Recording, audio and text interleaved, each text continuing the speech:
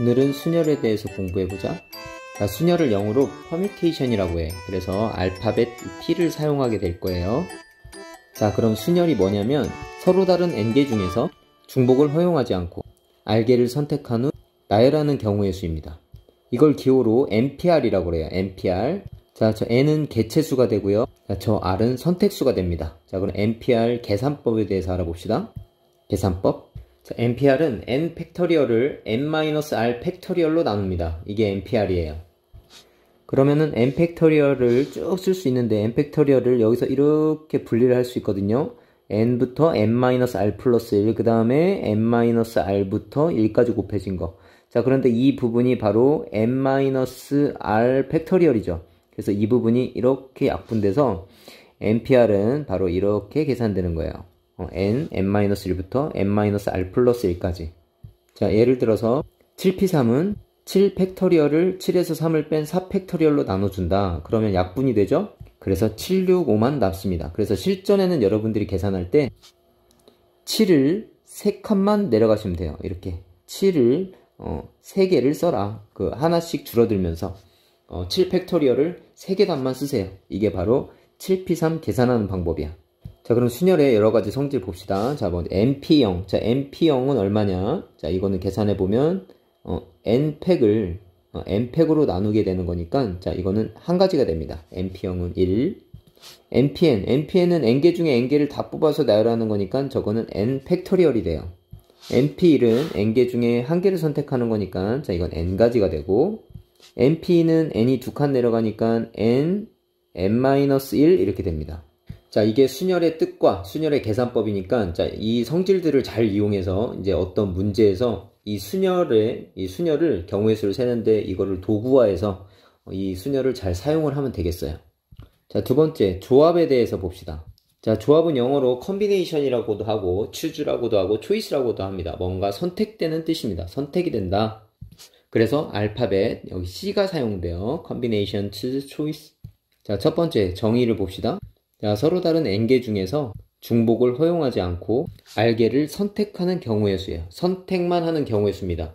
아까 순열은요, 선택을 해서 나열까지 했잖아요. 그런데 이거는 그냥 선택만 하는 경우의 수니까 상대적으로 순열하고 같은 입장이라면 경우의 수가 작아지겠죠. 그래서 이걸 기호로 NCR이라고 하는 거예요. NCR. 자, n이 개체수가 되고 r은 선택수가 돼요.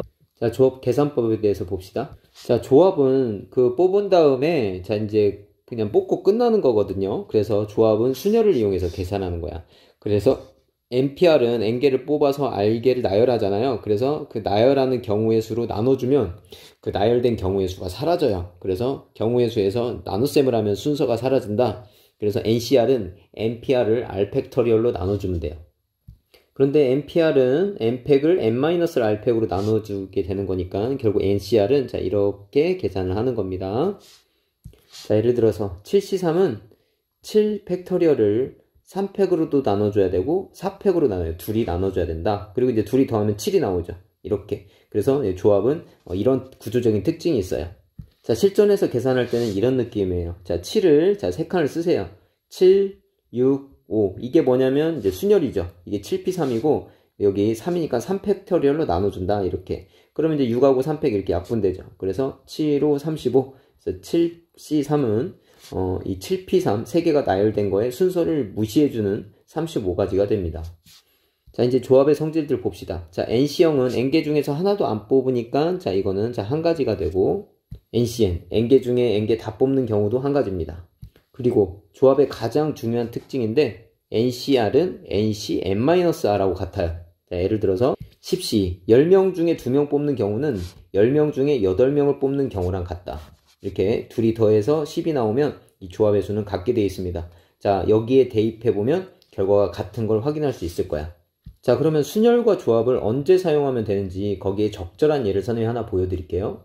자, 학생 6명 중 다음 상황의 경우의 수를 한번 구해봅시다. 자, 6명 중에서 자, 회장 1명, 부회장 1명 뽑는 경우의 수를 한번 구해봅시다. 그럼 우리가 이거 중학교 때 어떻게 풀었냐? 곱의 법칙으로 풀었어요.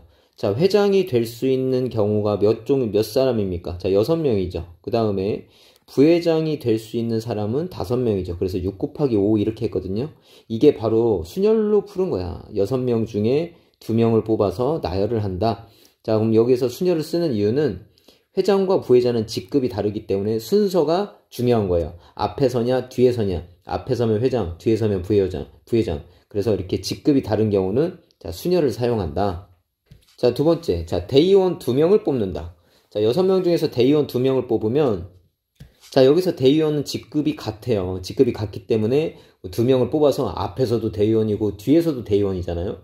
그래서 순서가 중요한 게 아니야. 그래서 그냥 뽑아놓기만 하기 때문에 여기서는 조합을 사용해야 돼요. 그래서 6 곱하기 5가 맞긴 한데, 자, 그거를 이제 2명이 자리를 바꾸는 경우 2팩으로 나눠줘야 된다. 자, 이걸 기호로 6C2라고 해주는 거야. 그래서 이제 위쪽을 계산하면, 자, 위쪽은 30까지가 되고, 밑에는 15까지가 되죠. 그래서 회장, 부회장을 뽑는 경우와, 자, 대의원 2명을 뽑는 경우의 수가 이렇게 반으로 줄어든 걸 알 수 있죠. 이렇게. 자, 이게 순열과 조합을 어떤 대하는 기본적인 문제가 되겠습니다. 자, 그럼 선생님 오늘은 순열과 기본의 그 기본 개념만 얘기해 줬으니까 이제 많은 문제들을 접하면서 자, 경우의 수를 대하는 것을 자, 유연하게 대처를 하시기 바랍니다. 여기까지 할게요.